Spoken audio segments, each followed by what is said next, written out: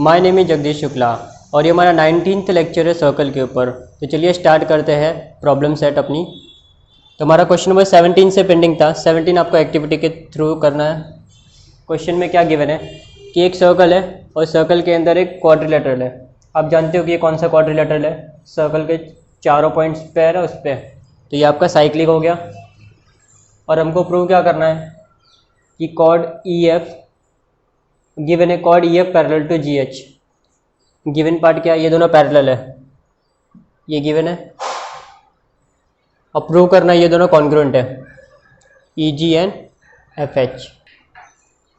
तो गिवन है अपने को ये इसके पैरेलल है और ये दोनों को इक्वल बताना है, ये प्रूव करना है। तो वो कैसे करेंगे कि कॉर्ड्स कॉन्ग्रुएंट कब होते हैं, जब उनकी करस्पॉन्डिंग आर्क्स कॉन्ग्रुएंट होती है। तो हम इनकी आर्क को कॉन्ग्रुएंट बता सकते हैं, मीन्स ये दोनों को कॉन्ग्रुएंट बताना है अपने को। तो अल्टीमेटली क्या होगे कि कॉर्ड्स कॉन्ग्रुएंट हो जाएंगे। बट आर्क्स कॉन्ग्रुएंट कैसे बताएंगे, ये देखो ये दोनों लाइंस पैरेलल है। तो हमने एक कंस्ट्रक्शन किया जी एफ, तो ये आपके ऑल्टरनेट एंगल इक्वल होंगे। तो जब एंगल्स इक्वल होंगे तो उनके सामने की आर्क भी इक्वल हो जाएगी। तो आर्क इक्वल, तो अल्टीमेटली आपके जो कॉर्ड्स है वो भी इक्वल हो गए। तो मतलब क्या क्या जो गिवन इन्फॉर्मेशन दी है तो उससे क्या हमने कंस्ट्रक्शन किया, ऑल्टरनेट एंगल इक्वल हो गए। क्यों? क्योंकि लाइंस पैरेलल है। तो ऑल्टरनेट एंगल्स इक्वल है तो ये इसका डबल होता है ना आर्क, और इसका डबल ये। अगर हाफ इक्वल है तो डबल भी इक्वल ही होगा। तो ये दोनों इक्वल हो गए तो इसके कॉर्ड्स भी इक्वल हो गए। तो चलिए इसको फिल करते हैं। कंस्ट्रक्शन इन्होंने लिखा हुआ है ई एफ जी और एफ जी एच। अभी जो जो दिया है वो मैं लिखता हूँ खाली। ई एफ जी मीन्स ये वाले पोर्शन की बात कर रहा है, एंड एफ जी एच ये दोनों कौन से एंगल है, आपका जेड फॉर्म करते हैं ना ऑल्टरनेट एंगल से। और लाइन पैरेलल होती है तो ऑल्टरनेट एंगल्स क्या होते हैं, कॉन्ग्रुएंट होते हैं। तो रीज़न यहाँ पे लिख दो ऑल्टरनेट एंगल्स, ये बॉक्स में लिखना है आपको, आप एग्जाम में बड़ा बॉक्स बनाना। फिर नेक्स्ट है E F G equals to inscribed angle theorem बता रहा है। तो इंस्क्राइब्ड एंगल में उसकी जो इंटरसेप्टेड आर्क का आधा हो जाएगा। देखो ई एफ जी के सामने कौन सी आर्क है, ई एफ जी के सामने आर्क कौन सी है, ई जी। तो ये half of measure of arc E G, measure of arc E ji.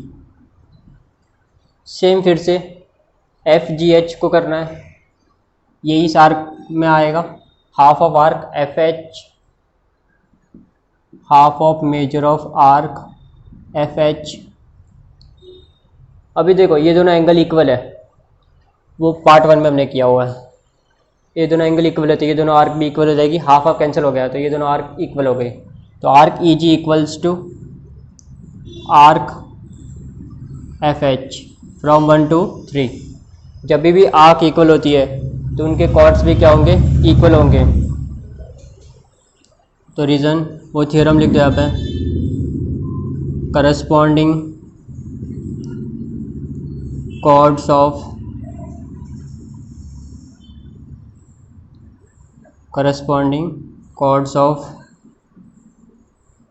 congruent arcs of the same circle are congruent।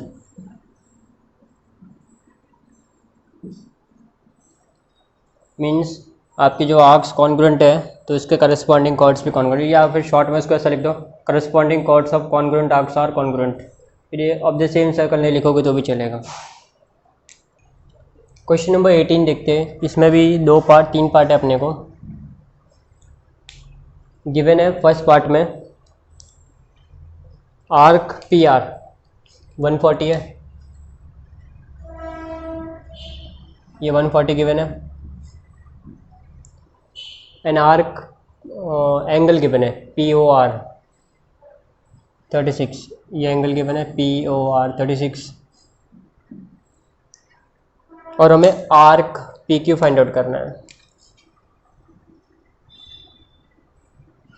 तो ये आपकी पेज नंबर 7, आपकी जो पेज नंबर 73 पे नंबर 10 प्रॉपर्टी दी है, रिमेंबर दिस में, जो हमने आगे भी अप्लाई की थी, फिर से अप्लाई करना है। हमने वहाँ पे क्या पढ़ा था कि ये दोनों आर्क का डिफरेंस का हाफ ये होता है, ये 36, ये दोनों आर्क के डिफरेंस का ये होता है। तो मतलब एक मिसिंग है, तो हमको वो मिसिंग फिगर मिल जाएगा वो रिलेशन से। तो प्रॉपर्टी क्या है वो भी यहाँ पे लिख देता हूँ मैं। एंगल POR, ये जो एंगल होता है वो हाफ होता है major of arc PR minus half, या तो हाफ आप कॉमन ले सकते हैं, आर्क PQ। जो जो दिया है वो लिख दो। POR गिवन है 36 डिग्री, हाफ आर्क PR भी गिवन है 140 minus half major of arc PQ। इसको पहले सॉल्व कर दो। 70 डिग्री आ जाएगा, 140 का half minus half major of arc PQ। अभी ये माइनस हाफ PQ को यहाँ भेज दो, ये नेगेटिव है से पॉजिटिव हो जाएगा, और ये 36 को यहाँ भेज दो, ये नेगेटिव हो जाएगा। तो half major of arc PQ 70 minus 36, तो मेजर ऑफ आर्क PQ। अब इसको सब्ट्रैक्ट कर दो, 10 माइनस 6 4 एंड 6 माइनस 3 3, और ये हाफ है यहाँ पे और डिवीज़न में है, तो यहाँ पे जाएगा तो प्रोडक्ट हो जाएगा। तो 68 डिग्री मिल गया आपको, ये 68 आ गया। चेक करना तो कर सकते हैं, इन दोनों का डिफरेंस निकाल के हाफ करोगे तो आपको 36 मिल जाएगा। नेक्स्ट देखते हैं। आपका OP गिवन है पूरा 7.2, OQ 3.2, और हमको OR फाइंड आउट करना है। सॉरी, OP नीचे है, ये 7.2 दिया है, आपको OR फाइंड आउट करना है, ये मिसिंग है। एंड QR, OR मिल जाएगा तो OR माइनस OQ करेंगे तो QR मिल जाएगा। मीन्स आपके 2 पॉइंट मिसिंग है। मैं इसको रेड से कर लेता हूँ, एक ये वाला मिसिंग है और एक ये वाला मिसिंग है, ये वाला पॉइंट। तो यहाँ पे एक प्रॉपर्टी अप्लाई कर सकते हैं हम, ये टेंजेंट है और ये सीकेंट है, तो property of tangent secant segment theorem.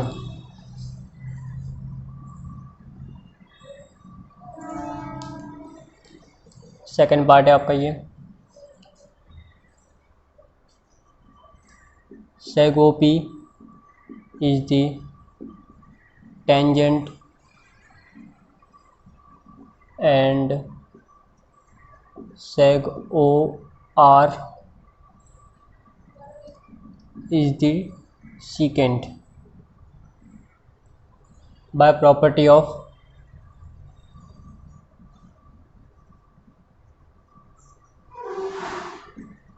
tangent secant segment.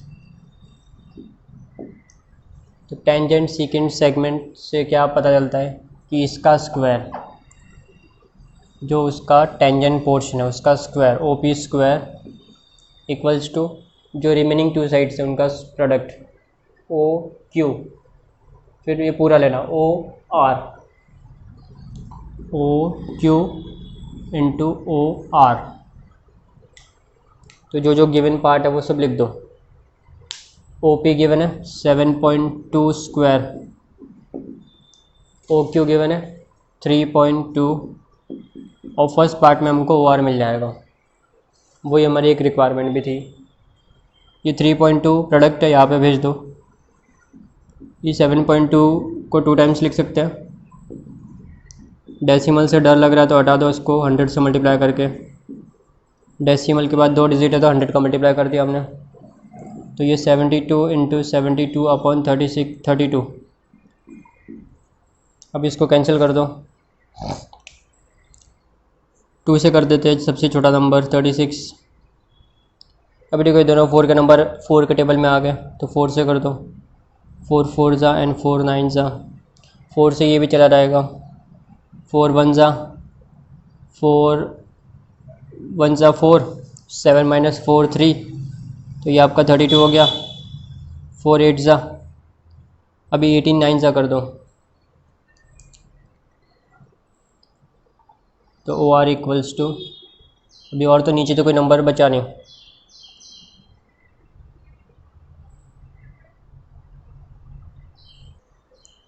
यहाँ पे देखो एक डेसिमल है तो एक 0 चला गया और एक 10 भी बचेगा, नीचे एक 10 बच गया।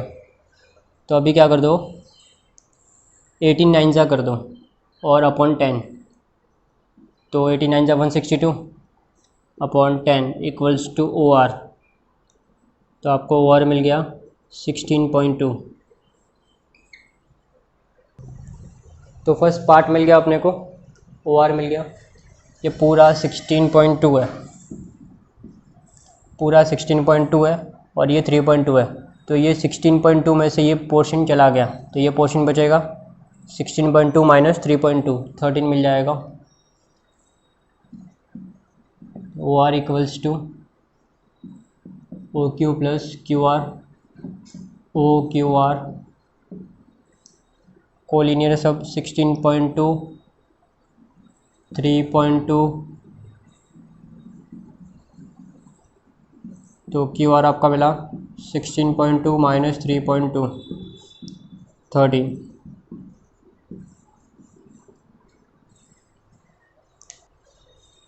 लास्ट क्वेश्चन देखते हैं 18th का थर्ड पोर्शन। ओपी गिवन है 7.2, ओ आर गिवन है पूरा 16.2, हमें क्यू आर फाइंड आउट करना है, तो सेम वैसा ही है ये भी,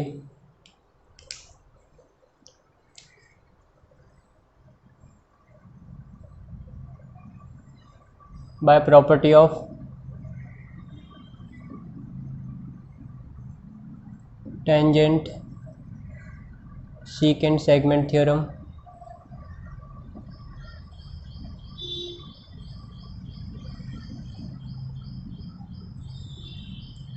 ओ P square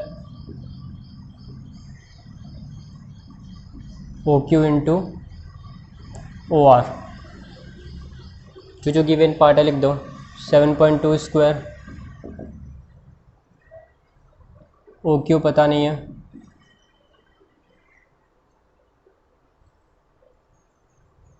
O R given है 16.2,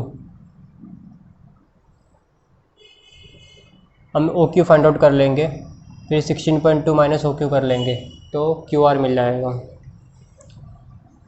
तो 7.2 इंटू 7.2 ये इधर भेज दो, 16.2 हो गया इक्वल्स टू ओ क्यू, हटा देते हैं डेसिमल, 100 का मल्टीप्लाई कर दो,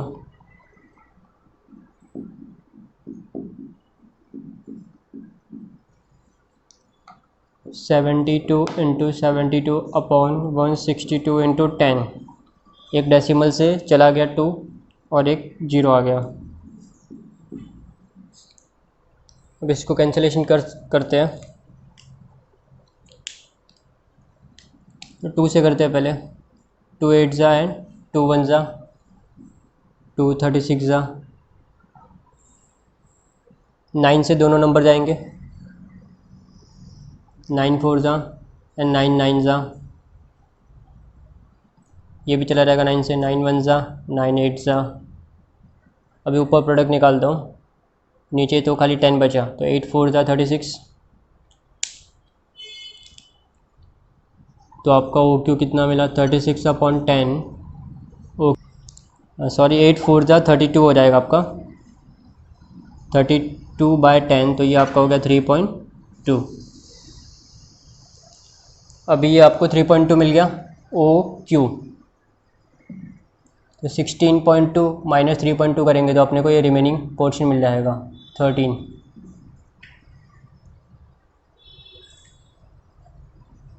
ओ R equals to O Q plus Q R, ये तीनों आपके कोलिनियर हैं, ओ क्यू एन आर। तो ओ आर गिवन है 13, जस्ट निकाला हम 16.2 एंड ओ क्यू जस्ट निकाला 3.2 प्लस क्यू आर हमें फाइंड आउट करना है। इसको यहाँ पे जो सब्ट्रैक्ट हो जाएगा, Q R equals to 16.2 minus 3.2, तो ये आ गया 13। 2 माइनस 2 वैसे भी 0 होता है, तो 13.0 लिखो या 13 लिखो, एक ही बात है।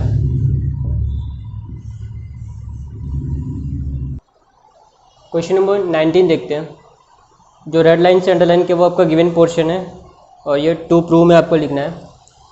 गिवन में क्या है, टू सर्कल्स एक दूसरे को इंटरनली टच करते हैं पॉइंट ई पे, और जो स्मॉलर सर्कल है वो बिग सर्कल के डायमीटर, इसके जो पॉइंट ऑफ सेंटर से पास होता है, मतलब सेंटर से पास होता है, मीन्स इसका जो डायमीटर है स्मॉल सर्कल का वो बिग सर्कल का रेडियस है।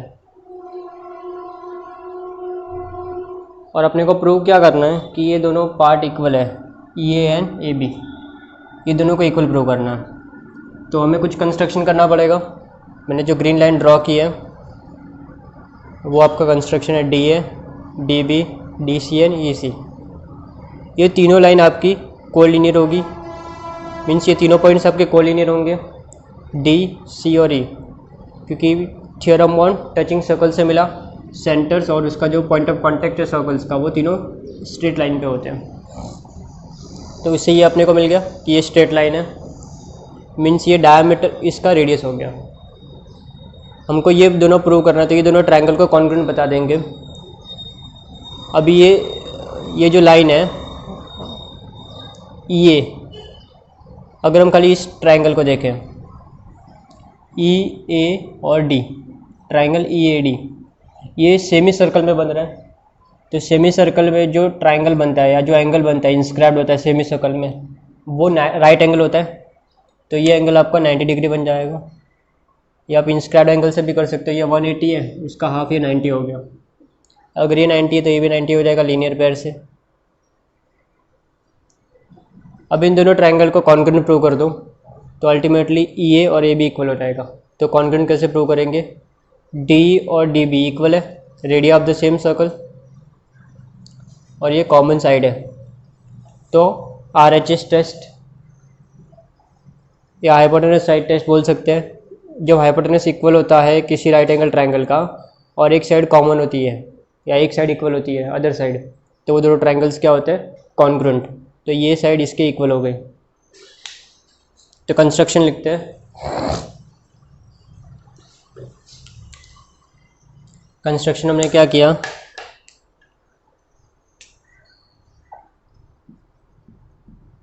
Join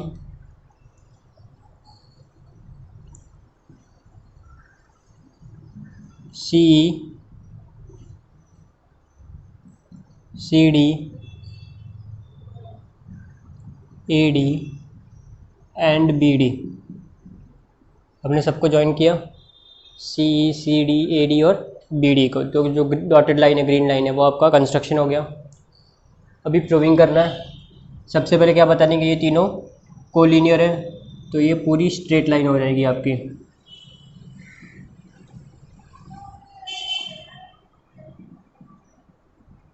circles with centre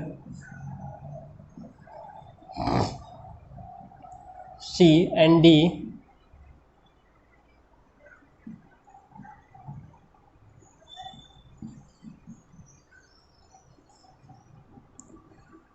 touch each other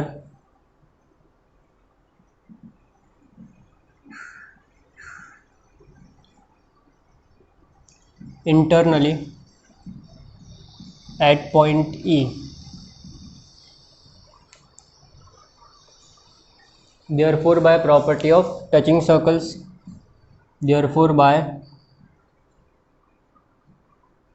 property of touching circles, points E C and D, ये तीनों क्या हो जाएंगे आपके collinear. Points E C and D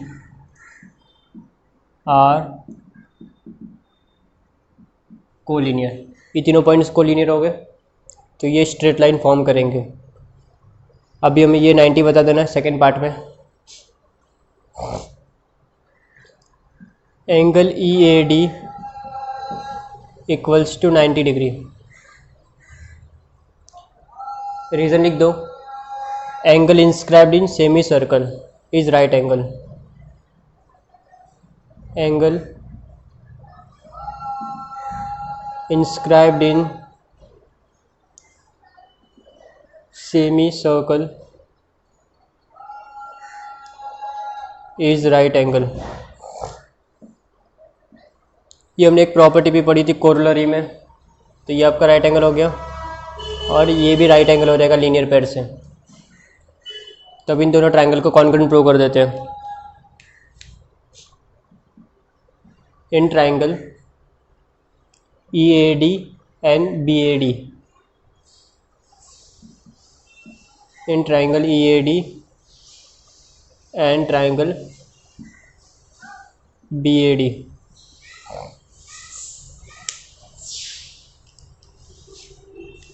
पहले ये दोनों को इक्वल बता देते हैं।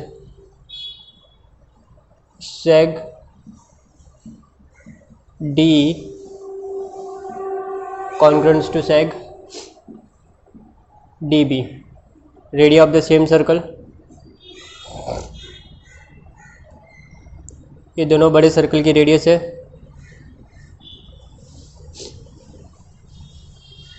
और ये राइट एंगल है आपका। Angle EAD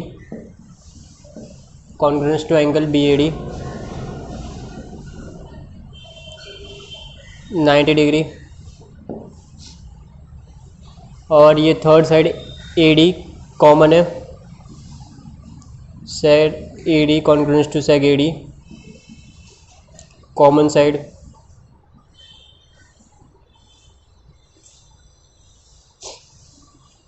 therefore triangle EAD congruent to triangle BAD, hypotenuse same है दोनों में, और एक साइड कॉन्ग्रुएंट है और एक 90 डिग्री है, तो ये हाइपोटेनस साइड टेस्ट हो जाएगा।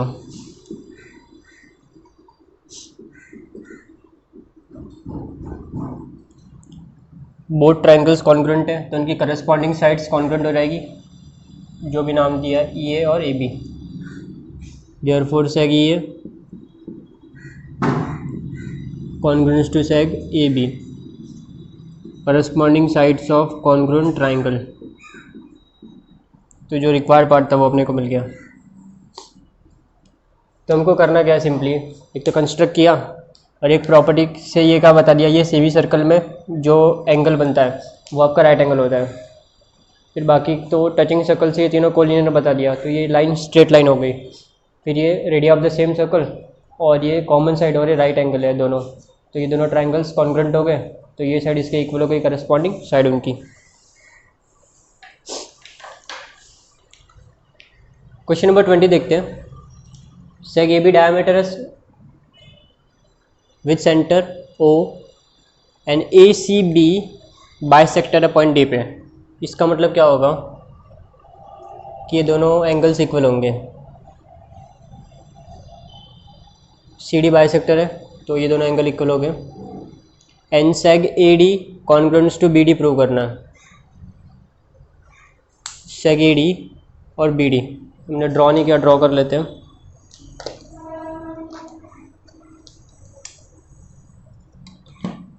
AD congruent to BD prove करना है।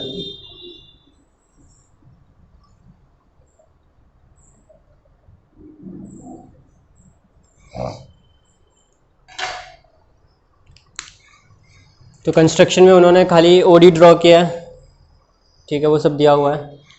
एंगल ACB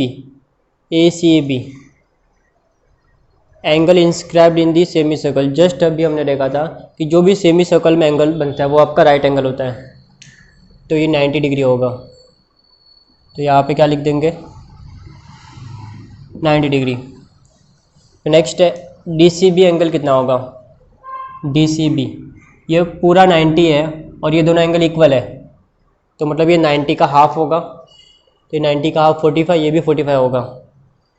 तो यहाँ पे क्या होगा, ये हाफ ऑफ 90 मीन्स 45 डिग्री। आप डायरेक्ट 45 लिख सकते हैं। CD is bisector of angle C, reason मतलब ये दोनों इक्वल है, यहाँ पे ये लिखा हुआ है। फिर इंस्क्राइब्ड एंगल थ्योरम की बात कर रहे हैं, आर्क DB कितना होगा,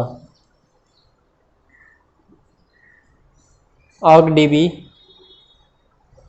तो ये 45 के सामने का आर्क है, तो ये 45 है, तो इंस्क्राइब्ड एंगल थ्योरम से ये डबल हो जाएगा 90, तो 2 इंटू 45।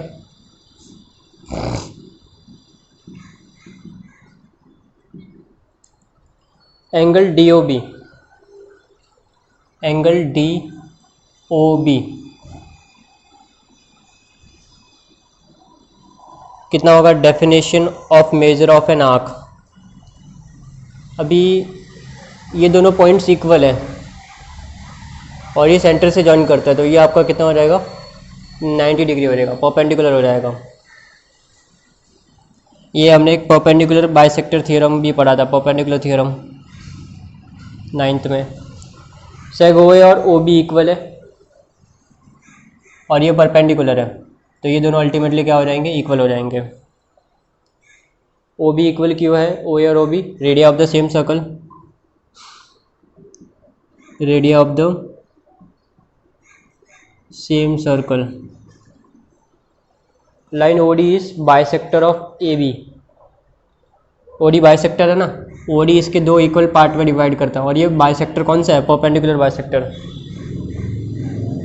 यहाँ पे चाहिए तो लिख दो परपेंडिकुलर बाइसेक्टर, परपेंडिकुलर, या खाली बाइसेक्टर लिखोगे तो भी चलेगा।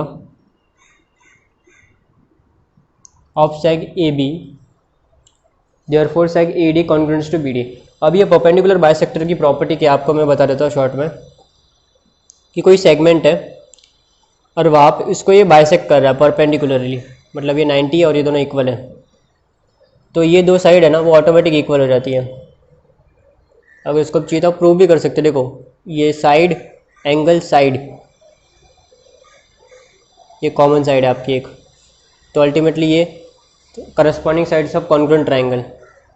तो ये थियोरम भी हमने पढ़ा हुआ है कि परपेंडिकुलर बाइसेक्टर होगा तो उसका जो डिस्टेंस है, जो पॉइंट्स है ना, एंड पॉइंट्स को ज्वाइन करने वाली लाइन जो उनके बाइसेक्टर पे है उससे, तो ये पॉइंट मतलब ये सेगमेंट और ये सेगमेंट आपका इक्वल होगा। सेम यहाँ भी देखो, ये बाइसेक्टर है, OA और OB इक्वल है ना, आपको दिया हुआ क्वेश्चन में, अभी फ़िलहाल के लिए भूल जाओ, और ये परपेंडिकुलर है, इसको उल्टा बनाया हुआ है, मतलब ये ऐसा बना हुआ है, देखो ये परपेंडिकुलर है और ये दोनों इक्वल है, वैसे देखो यहाँ पे दिया हुआ है, तो अल्टीमेटली ये दोनों क्या हो गया, इक्वल हो गया। तो इसमें क्या किया उसने कि ये 90 था, सबसे पहले ये गिवन था इंस्क्राइब्ड एंगल थ्योरम्स, ये inscribed angle in the semi circle 90 degree हो गया, और ये दोनों इक्वल गिवन है, तो ये 45 हो गया, इसका डबल ये 90 हो गया, ठीक है। फिर क्या बोला कि ये दोनों इक्वल है और ये आर्क की प्रॉपर्टी से ये आपका 90 हो गया, तो ये परपेंडिकुलर बाइसेक्टर थ्योरम, तो इससे क्या होगा, ये दोनों इक्वल है और ये परपेंडिकुलर है, तो ये दोनों इक्वल हो गया। या दूसरा वे भी है सिंपल वाला, इसने तो थोड़ा कॉम्प्लेक्स करके दिया है। सिंपल वे क्या है कि देखो ये सब भूल जाओ प्रॉपर्टीज़, फिलहाल इतना याद रखो ये दोनों इक्वल गिवन है। अगर एक्टिविटी है तो ऐसे ही करना है, अदरवाइज़ आप अगर एक्टिविटी नहीं है तो आप कैसे भी कर सकते हो।